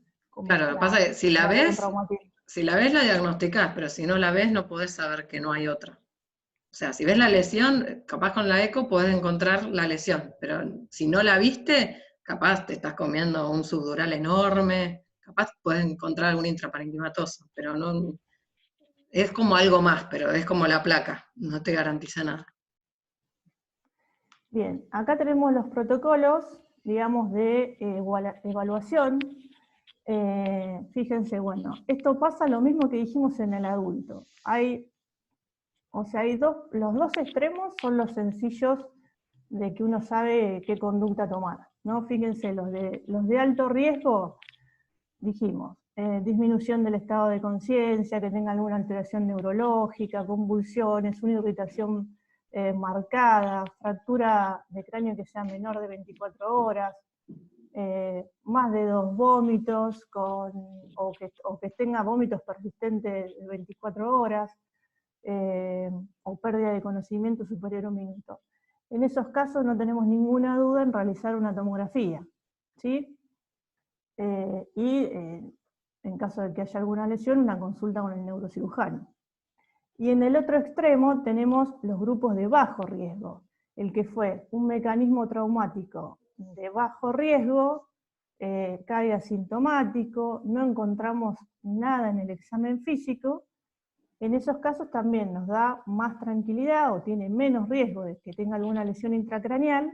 Igualmente lo que vamos a hacer es una evaluación, o sea, un seguimiento por 48 horas que se puede hacer en domicilio, siempre y cuando tengamos la certeza o la tranquilidad de que los padres puedan evaluarlo, ¿sí? Por si aparece algún signo o algo que llame la atención que tengan que volver a la consulta, ¿sí? Después nos quedan, me pasé, perdón. sí, quedan los del medio, que son los que digo que son los más a veces complicados, los de riesgo intermedio. De riesgo intermedio tenemos los que tienen, o sea, no están con un cuadro neurológico claro, pero hay algunos síntomas o signos potenciales de lesión intracraneal. Por ejemplo, que tengan vómitos pero menos de 3, pérdidas de conocimiento, que sea menor de 1 minuto, que tenga cierta letalgia o irritabilidad, alguna alteración en el comportamiento, o la fractura de cráneo, pero que sea mayor de 24 horas de evolución. En estos casos, se puede pedir automáticamente la tomografía o podemos hacer una observación. ¿Sí? Se puede hacer una observación unas 24, 48 horas, y si persisten los síntomas o empeoran, obviamente se llega a la tomografía. Eso por un lado. El otro grupo serían los que tienen son los de riesgo, ¿sí? O un factor de riesgo mayor por el traumatismo que tuvieron. Ejemplo, algún traumatismo de impacto grande como el choque en un vehículo, una caída de mayor de 50 centímetros, un impacto con un objeto, bueno, importante que le genere alguna lesión, un cefalohematoma, los cefalomatomas, los de mayor riesgo de tener una lesión intracraneal son los que son no frontales, ¿sí? O que sean de mayor, o sean más grandes, ¿sí? Y obviamente un cefalomatoma en alguien menor de 3 meses en cualquier localización ya es riesgoso, ¿sí? Y acá también si tenemos alguna sospecha de alguna lesión por maltrato. En estos casos últimos que yo nombré, en este grupo son los que tendríamos la posibilidad de realizar una radiografía de cráneo, siempre con evaluación, o sea, no es que hacemos la radiografía y nos quedamos tranquilos, porque dijimos que podemos tener puede tener una placa normal, pero tener una lesión intracraneal que todavía no se detectó. Obviamente, si en la radiografía encontramos una fractura, hacemos la tomografía posterior, ¿sí? Bueno, ahora sí pasamos a los mayores de 2 años. Bueno, en este caso, fíjense, siempre mantenemos en la misma línea el grupo de mayor riesgo, no nos quedan muchas dudas, ¿sí? Son los que tienen disminución de la conciencia, ¿sí? Los que tienen algún signo neurológico, convulsiones, una fractura evidente, o la pérdida de conocimiento de mayor de 1 minuto. ¿Sí? En esos no tenemos ninguna duda de realizar la tomografía. Los de bajo riesgo, que sería el otro extremo, es lo mismo que lo que dijimos para los menores, cuando el impacto del trauma no fue elevado, cuando están asintomáticos, y en el examen físico no detectamos ninguna alteración. Después estos igualmente, en todos los casos, en los chicos lo tenemos que controlar, ¿sí? Bien, los casos intermedios son siempre los que quedan con cierta duda, o que requieren que uno pueda hacer la tomografía o se puede hacer una evaluación de observación, ¿sí? En estos casos, ¿cuáles son? Que tengan un Glasgow de 13 o 14 y que se mantengan más de 2 horas, que tenga más de un episodio de vómitos, amnesia, una cefalea intensa o un mecanismo violento en la producción. ¿Sí? En esos casos, bueno, tenemos esas dos opciones como dije, o se hace la tomografía directamente o hacemos una observación por 24 o 48 horas. Bien, como sabemos, bueno, los signos neurológicos nos van a predecir si hay alguna lesión intracraneal, ¿sí? Y es muy importante esta evaluación previa para poder detectarlo temprano y evitar las complicaciones. Bueno, y bueno, esto era para resumir lo mismo, ¿no? De que es importante la evaluación continua y posterior, y siempre motivo de alarma tiene que ser cualquier alteración también, no solo en la escala de Lagos, sino también en las alteraciones del ritmo cardíaco, tensión arterial y frecuencia respiratoria que nos pueden estar avisando de otras complicaciones. Bueno, esperemos que no estén así, porque se hizo un poco largo, pero bueno, ya nos despedimos y después en el encuentro virtual sacaremos todas las dudas que les hayan quedado. No sé si alguien más quiere decir algo antes de que terminemos.